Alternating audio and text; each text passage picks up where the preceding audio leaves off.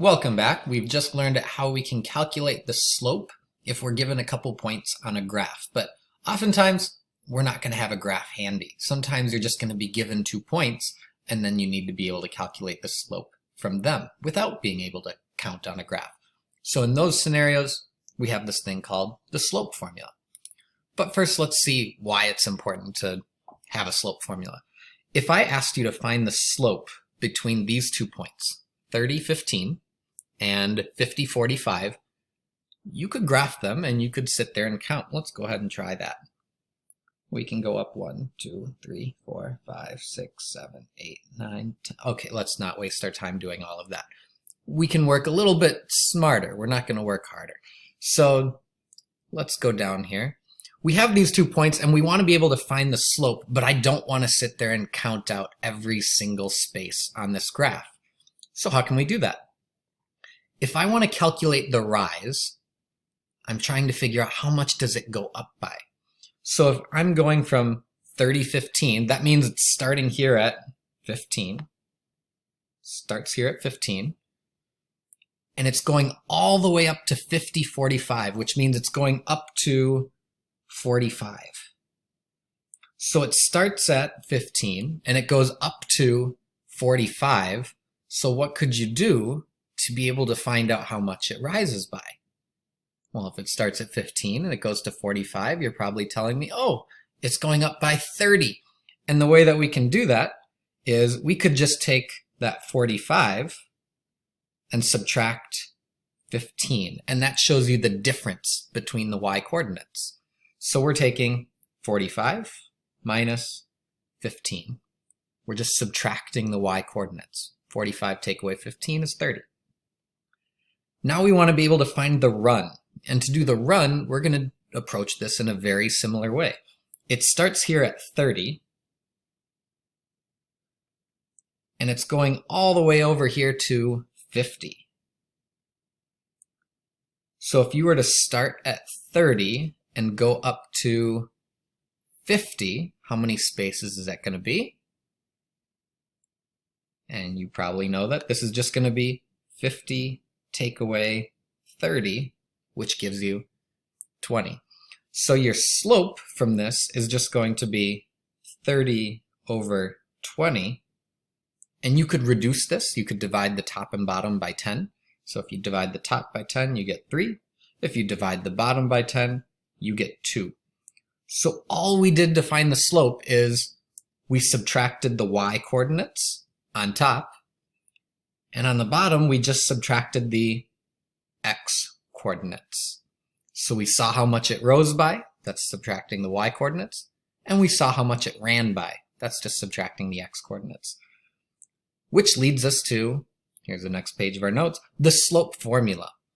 Now this is going to look a little bit more complicated than it really is, but the slope formula is m equals y2 minus y1 over x2 minus x1.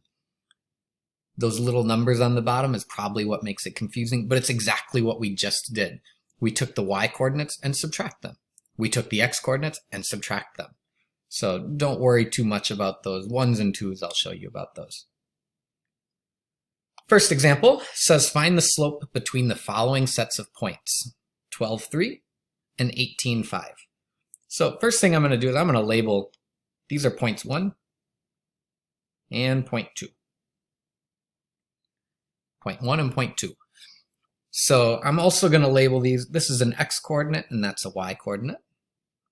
This is an x coordinate and that's a y coordinate. X comes first, y comes second, it's alphabetical. And then I'll just rewrite the formula here so we don't have to keep flipping back and forth. But it's y2 minus y1 over x2 minus x1. So what this y2 means is it's the y coordinate of the second point. So the y coordinate of the second point would be this one right here, the 5. The second point was this one here. The y coordinate is 5. So I'm going to start with 5. Then I'm going to subtract y1. That's the y coordinate of the first point. And in this case, it's going to be 3. So we take 5 minus 3. And on the bottom, we're going to subtract the x-coordinates. We take the x-coordinate of the second point. That's going to be an 18. Subtract the x-coordinate of the first point, and that's going to be 12. Once you've done that, then you can just subtract them and simplify. So 5 minus 3 is 2. And 18 subtract 12 is 6. And if possible, we want to reduce them as much as we can. We can divide the top and bottom by 2. So if we divide the top by 2, we get 1. Divide the bottom by 2, we get 3. So the slope would be 1/3. So just to summarize, all we did is subtract the y-coordinates. 5 minus 3, that's a 2. On the bottom, we subtract the x-coordinates. 18 minus 12 is 6. So that's how we get 2/6, and then we just reduce it. And for the next one, we start with y2 minus y1. If it helps, you can label your points 1 and 2. You can label x and y. You certainly don't have to. This is just a way to stay organized. But we take y2 minus y1. That's going to be 8 minus 20 over x2 minus x1. That's 5 minus 1. And if we take 8 minus 20, that's a negative 12 over 5 minus 1 is 4. And if you take a negative 12 divided by 4, it just equals negative 3. Now you might write your slope as negative 3 over 1 like this. You don't need to write the over 1. So anything divided by 1 is itself. So your slope here would be negative 3. Go ahead and try the next 2. Make sure you're kind of getting the hang of it before we move on to the next set of examples, which just involves more negatives. So go ahead and pause the video, try the next 2, and then come on back.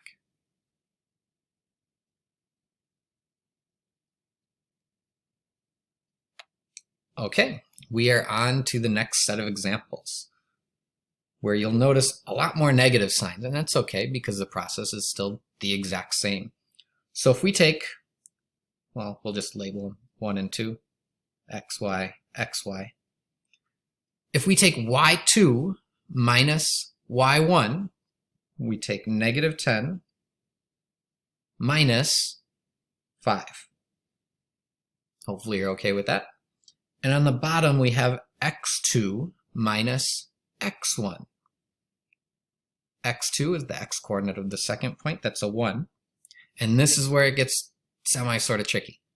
We have to subtract x1. So we're subtracting a negative 3. So we put minus and then in parentheses, negative 3. And let's go ahead and simplify. Negative 10 minus 5 becomes a bigger negative number. It's a negative 15. And on the bottom here, we see this 1 minus a negative 3. When you see a minus minus next to each other like that, you can make them both positive. If you're subtracting a negative, if you take away a bad thing, it makes it a good thing. It's positive. So 1 plus 3 is 4. And there's your slope, negative 15 over 4. Before we move on, let's just go ahead and give you the password for today.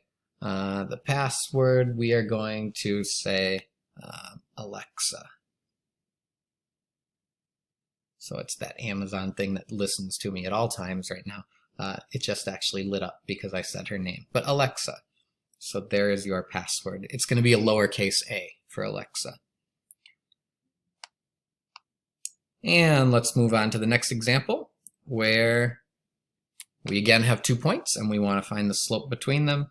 So let's call them point 1 and point 2. And here's x, here's y, here's x, here's y.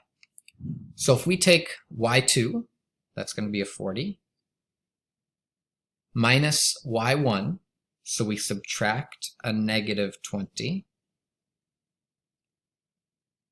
divided by x2, which in this case is a 2, minus x1, and in this case x1 is -8. So again, lots of negatives in there. That's okay. If we take 40, subtract to -20, that minus minus just turns into a positive. That would become 60. And in the bottom we have 2 minus a -8. Again, minus minus becomes plus plus. So 2 plus 8 becomes a 10. And if we divide 60 divided by 10, we just get a slope of 6. So the slope between those points would be 6. Now I do want to point out one more thing before I let you move on to the last set of examples. Let's say you didn't label these as 1 and 2. Oops, let's try that again. Okay, good. Let's say you labeled them a little bit differently. So let's say you accidentally labeled this one 0.1 and this one 0.2. Oh no! Let's see what happens. Here's your x, here's your y, here's your x, here's your y. Now my y2 would be -20. So we take -20 minus y1, that's going to be 40, over x2, that's -8, minus x1, that's a 2. And if we take -20 minus 40, it's -60. And -8 take away 2 is a -10. And if you divide -60 divided by -10, it's still a positive 6. So it doesn't matter which point you label as 0.1 and 0.2, as long as you're consistent with which one is 0.2 and which one is 0.1 in the formula. Just make sure 0.2 goes first and 0.1 comes second. You're going to be fine. So don't worry about labeling them. I think just when you see 2 points, label the first one 0.1, the next one 0.2. So you've got your password for the week. That's Alexa. Go ahead and try the next 2 on your own. Hopefully you're able to get it. When you're comfortable, go ahead and take the quiz, and then you'll be done for the week. So have a good rest of the week, everyone, and I will see you next week.